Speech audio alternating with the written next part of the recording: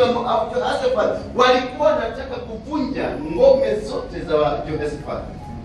Waliunganika, wakakusanyika pamoja, wa Meunites, wa Moabites, wote wakaunganika na wakapanga njama ya kuvamia, na kukasikika kweli wanakuja kuvamia, na wakasikia kuna mpango, na hata walikuwa washaingia kwenye vijiji vitatu vinne, walikuwa tayari kwenda kumkabidhi huyu Jehoshaphat.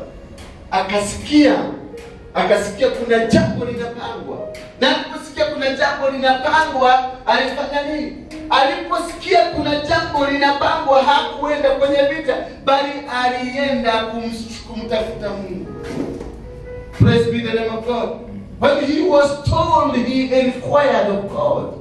When he was told of these people are planning to come and attack, aliambiwa watu wako na mpango mbaya, wako na mpango mzito, wako na mpango wa kuangamiza jamii nzima. Lakini aliposikia hivyo hakubabaika, bali alipiga magoti chini, akawaita watu wote, akamwambia tufunge, alafu tumtafute Mungu.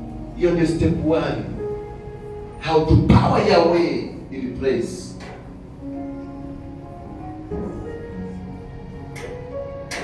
You encounter. Your first step is to encounter the problem.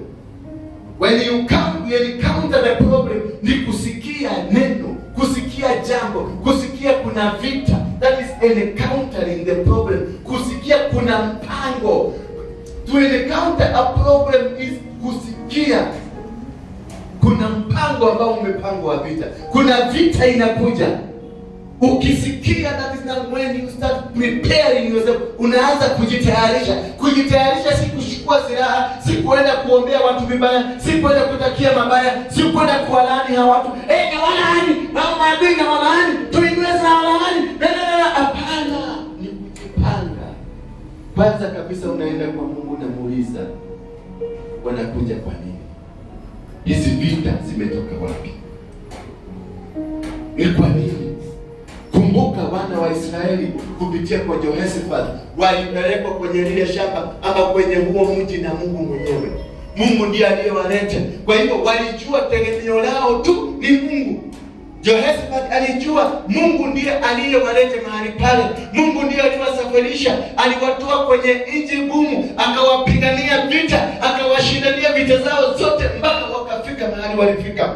Kwa hivyo Jehoshaphat alikuwa na ushahidi ya kwamba hata vita vingine vikikuja bado Mungu yuko. Lakini wakati mwingi wakati tumepata tunakumbana na shida fulani, tunaachana na yule Mungu.